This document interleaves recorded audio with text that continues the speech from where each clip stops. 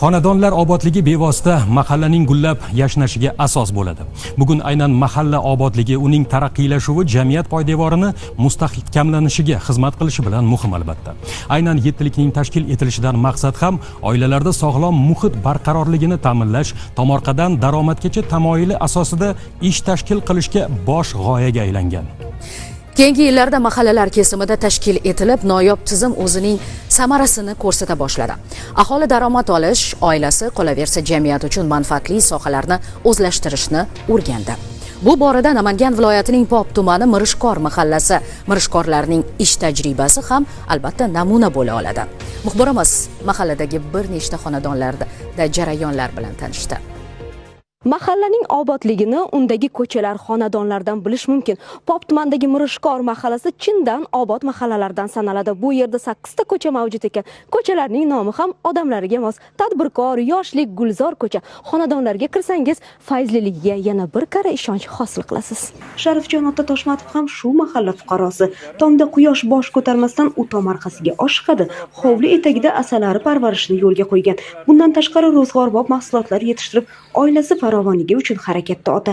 Eng asosiysi, oilada kattalar nima bilan mashg'ul bo'lsa, yosh avlod ham ulardan ibrat oladi, deydi biz bilan suhbatda Sharifjon ota. Tomorqamizdan mahsulotlarimiz ro'zg'orimizga yetarli chiqadi. Shu to'lga sotib olamiz, shu yoq-poq sotib olamiz xolos.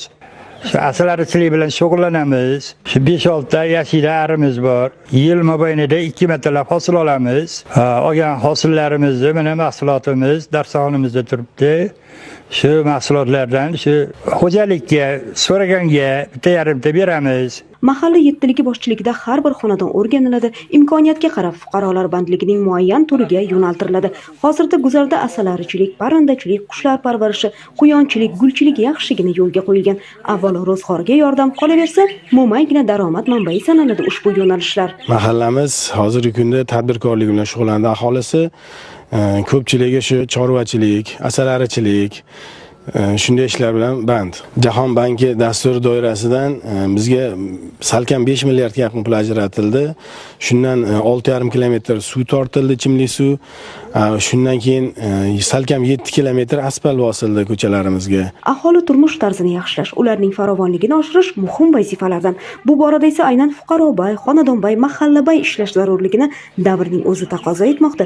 Pirovardida esa ko'cha, mahalla, jamiyat taraqqiylashuviga erishilmoqda yoki obod ko'cha, obod xonadon, obod mahalla shiori mirishkorliklarning kundalik shioriga aylanib ulgurgan desak mubolag'a bo'lmaydi. Asosiy esa mehnatga borib taqaladi. Bu kun Xulgar Ismoilova, Namangan.